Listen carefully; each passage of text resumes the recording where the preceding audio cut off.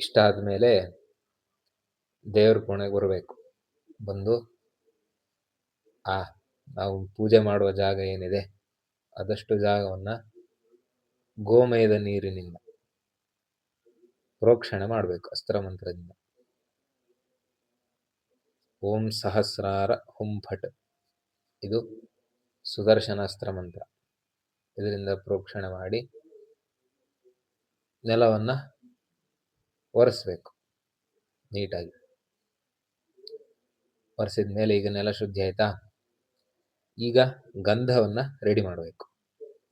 ದೇವರ ಪೂಜೆಗೆ ಗಂಧ ಬೇಕು. ಗಂಧ ಅಂದ್ರೆ ಏನು?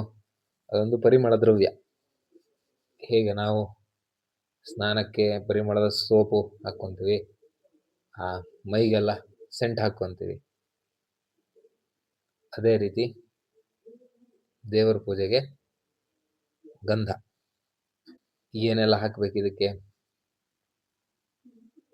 ನ್ಯಾಚುರಲ್ ಆಗಿ ಸಿಗುವಂತಹ ಪರಿಮಳ ದ್ರವ್ಯಗಳು: ಶ್ರೀಗಂಧ, ಪಚ್ಚಕರ್ಪೂರ, ವಿಶೇಷವಾಗಿ ತುಳಸಿ ಕಾಷ್ಠ, ಆಮೇಲೆ ಜಾಯಿಕಾಯಿ, ಏಲಕ್ಕಿ, ಲವಂಗ, ಲಾವಂಚ, ಕೇಸರಿ, ಹೀಗೆ ಒಟ್ಟು 8 ಪದಾರ್ಥಗಳನ್ನು ಹಾಕಿ ಗಂಧವನ್ನು ರೆಡಿ ಮಾಡಬೇಕು.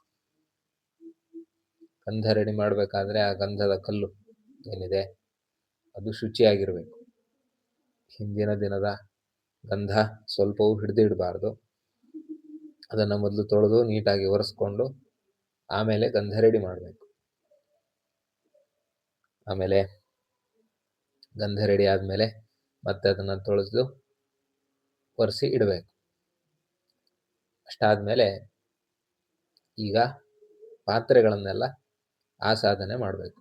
ದೇವ್ರ ಪೂಜೆಗೆ ಏನೆಲ್ಲ ಪಾತ್ರೆ ಬೇಕು ಆ ಪಾತ್ರೆಗಳನ್ನೆಲ್ಲ ಇಟ್ಕೊಳ್ಬೇಕು. ಈ ಪಾತ್ರೆಗಳು ಸ್ಟೀಲ್ ಅಥವಾ ಕಬ್ಬಿಣ ಇರದೇ ಇದ್ರೆ ಒಳ್ಳೆಯದು. ದೇವರ ಪೂಜೆಗೆ, ದೇವರಿಗೆ ಸಮರ್ಪಣೆ ಮಾಡುವಂತಹ ಪಾತ್ರೆಗಳು ತಾಮ್ರ, ಬೆಳ್ಳಿ, ಹಿತ್ತಾಳೆ, ಬಂಗಾರ, ಮಣ್ಣು, ಇದು ಸೂಕ್ತ. ಸ್ಟೀಲು, ಕಬ್ಬಿಣ ಇದು ವರ್ಜ್ಯ. ಸರಿ, ಪಾತ್ರೆಗಳನ್ನು ಶುದ್ಧಿ ಹೇಗೆ ಮಾಡಬೇಕು? ಸಾಮಾನ್ಯವಾಗಿ ಎಲ್ಲ ಪಾತ್ರೆಗಳು ನೀರಿನಿಂದ ತೊಳೆದ ತಕ್ಷಣ ಶುದ್ಧ ಆಗ್ತವೆ. ಶುದ್ಧ ನೀರಿನಿಂದ ತೊಳೆಯಬೇಕು. ಇನ್ನು ವಿಶೇಷವಾಗಿ ಅವುಗಳನ್ನು ಶುದ್ಧ ಮಾಡಬೇಕು ಅಂತ ಆದರೆ ಮಣ್ಣಿನ ಪಾತ್ರೆಗಳನ್ನು ಬಿಸಿ ಮಾಡಿ ತೊಳೆದ್ರೆ ಶುದ್ಧ ಆಗುತ್ತೆ.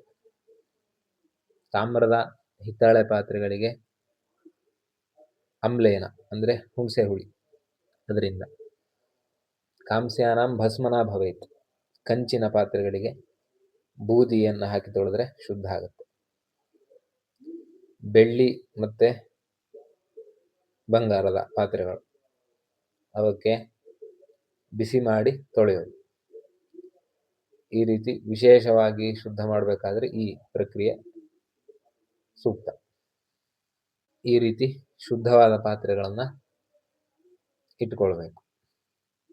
ಯಾವ್ಯಾವ ಸ್ಥಾನದಲ್ಲಿ ಅಂತ ನಮಗೆ ಅನುಕೂಲವಾಗುವ ಸ್ಥಾನದಲ್ಲಿ ಅದನ್ನು ಇಡಬೇಕು. ಇಡಬೇಕಾದ್ರೆ ನಿಯಮ ಏನು ಅಂದರೆ, ದೇವರ ಪೂಜೆಗೆ ಉಪಯೋಗಿಸುವ ಯಾವುದೇ ಪದಾರ್ಥ ಅದನ್ನು ಬರೀ ನೆಲಕ್ಕಿಡಬಾರ್ದು. ನೀರಾಗಿರ್ಬೋದು, ನಾವು ನೀರು ತಂದಿರ್ತೀವಿ, ಅದನ್ನು ಬರೀ ನೆಲಕ್ಕೆ ಇಡಬಾರ್ದು. ಆಮೇಲೆ ಹೂವು, ತುಳಸಿ ಎಲ್ಲ ತಟ್ಟೆಯಲ್ಲಿರುತ್ತೆ, ಅದನ್ನು ಸಹ ಬರೀ ನೆಲದ ಮೇಲೆ ಇಡಬಾರ್ದು. ಮತ್ತೇನು ಕ್ರಮ ಅಂದರೆ, ಚತುರಸ್ರ ಮಂಡಲ ಅಂತ 4 ಕೋಣೆಯ ಮಂಡಲ, ಚೌಕ ಮಂಡಲ ಮಾಡಿ ಅದ್ರ ಮೇಲೇನೆ ಎಲ್ಲದನ್ನು ಇಡಬೇಕು. ಈಗ ನಾವು ನೆಲವನ್ನು ಶುದ್ಧ ಮಾಡಿ ಆಗಿದೆ. ಆ ನೆಲದಲ್ಲಿ ಒಂದು ಚತುರಸ್ರ ಮಂಡಲ ಮಾಡಿ ನಮ್ಮ ಕೌಳಿಗೆ ಸೌಟು, ಪೂಜೆಗೆ ಏನು ಪಂಚಪಾತ್ರೆ ಉಪಯೋಗಿಸ್ತೀವಿ ಅದನ್ನು ಇಡಬೇಕು. ಬಲದ ಕಡೆಯಲ್ಲಿ ನಮ್ಮ ಅನುಕೂಲ ತಟ್ಟೆ ಅಂತ ಏನು ಹೇಳ್ತೀವಿ, ಹೂವು, ಗಂಧ, ತುಳಸಿ ಇತ್ಯಾದಿಗಳು ಇರುವಂತಹ ಪಾತ್ರೆ, ಅದನ್ನು ಮತ್ತೊಂದು ಮಂಡಲ ಮಾಡಿ ಅದನ್ನು ಅಲ್ಲಿರಬೇಕು ಪ್ರತ್ಯೇಕ. ಆಮೇಲೆ ನಮ್ಮ ಎದುರು ಭಾಗದಲ್ಲಿ, ಮೇಲ್ಭಾಗದಲ್ಲಿ ಮತ್ತೊಂದು ಮಂಡಲ ಮಾಡಿ ನೀರನ್ನು, ಆಮೇಲೆ ಕಲಶ ಪೂಜೆಗೆ ಆ ಕಲಶದ ಪಾತ್ರೆಗಳನ್ನೆಲ್ಲ ಅಧೋಮುಖವಾಗಿ ಕೌಚಿ ಇಟ್ಕೊಳ್ಬೇಕು. ನೀರಿನ ಪಾತ್ರೆಯನ್ನು ಸ್ವಲ್ಪ ಮೇಲೆ ಪ್ರತ್ಯೇಕ ಇಟ್ಕೊಳ್ಬೇಕು. ಈ ರೀತಿ ಪ್ರತ್ಯೇಕ ಇಡಬೇಕು, ಮಿಕ್ಸ್ ಮಾಡ್ಕೋಬಾರ್ದು. ಆಮೇಲೆ ನಾವು ನೀರು ಬಿಡುವ ಪಾತ್ರೆ ಉಂಟಲ್ಲ, ನಮ್ಮ ಕೈಯಿಂದ ನೀರು ಬಿಡ್ತೀವಿ, ಆಮೇಲೆ ಕೊಳಗೆ ಸೌಟಿಂದ ನೀರು ಬಿಡ್ತೀವಿ, ಸಮರ್ಪಣೆ ಮಾಡಿದ ನೀರನ್ನು ಬಿಡುವಂಥ ಒಂದು ಪಾತ್ರೆ ಇರುತ್ತೆ, ಹರಿವಾಣವೋ ಬಟ್ಟಲೋ ಏನೋ. ಅದನ್ನು ಈ ಕೊಳಗೆ ಸೌಟಿಗಾಗಲಿ ಬೇರೆ ಪಾತ್ರೆಗಳಿಗಾಗಿ ತಾಗಿಸ್ಬಾರ್ದು, ಅಥವಾ ಈ ಕೊಳಗೆ ಸೌಟನ್ನು ಅದರೊಳಗೆ ಇಟ್ಕೊಳ್ಬಾರ್ದು. ಯಾಕಂದರೆ ಅದು ಒಂದು ಸಾರಿ ಸಮರ್ಪಣೆ ಮಾಡಿದಂತಹ ವಸ್ತು, ಅದನ್ನು ಇದ್ರ ಜೊತೆ ಇಟ್ಕೊಂಡ್ರೆ ಅದು ನಿರ್ಮಾಲ್ಯ ಆಗುತ್ತೆ. ಒಂದು ಬೇಸಿಕ್ ಕಾಮನ್ ಸೆನ್ಸ್. ಹಾಗಾಗಿ ಅದರ ಜೊತೆ ಮಿಕ್ಸ್ ಮಾಡಬಾರ್ದು, ಎಲ್ಲ ಸಪ್ರೇಟ್ ಇಟ್ಕೊಬೇಕು. ಇಷ್ಟಾದಮೇಲೆ ದೀಪ ಚೆನ್ನಾಗಿ ಉರಿತಾ ಇರುವಂತೆ ನೋಡ್ಕೊಳ್ಬೇಕು. ಮಧ್ಯೆ ಮಧ್ಯೆ ಎದ್ದು ಹೋಗುವಂತಹ ಪ್ರಸಂಗ ಇರಬಾರ್ದು. ಏನೆಲ್ಲ ಪರಿಕರಗಳು ಬೇಕು ಅದಷ್ಟು ರೆಡಿ ಮಾಡಿ ಕೂತ್ಕೊಳ್ಬೇಕು. ಇಷ್ಟಾದಮೇಲೆ ಇನ್ನು ಮೌನಿ ಆಗಬೇಕು, ಇನ್ನು ಮಾತಾಡಬಾರ್ದು. ಅನಾವಶ್ಯಕ ಮಾತುಗಳು, ಪೂಜೆಗೆ ಅವಶ್ಯಕತೆ ಇಲ್ಲದೆ ಇರುವಂತಹ ಮಾತುಗಳನ್ನು ಯಾರ ಜೊತೆಗೂ ಆಡಬಾರ್ದು. ಮನಸ್ಸಿನಲ್ಲೂ ಬೇರೆ ವಿಚಾರಗಳನ್ನು ತಂದುಕೋಬಾರ್ದು. ಪೂಜೆ ಮೇಲೆ ಕಾನ್ಸಂಟ್ರೇಷನ್ ಇರಬೇಕು. ಇಷ್ಟೆಲ್ಲ ವ್ಯವಸ್ಥೆ ಮಾಡಿಕೊಂಡು ಗುರು ಗಣಪತಿಗಳನ್ನು ಪ್ರಾರ್ಥನೆ ಮಾಡಿ ಪೂಜೆಯನ್ನು ಶುರು ಮಾಡಬೇಕು. ಅದು ಹೇಗೆ ಅಂತ ಮುಂದೆ ನೋಡೋಣ. ಹರಿ ಓಂ.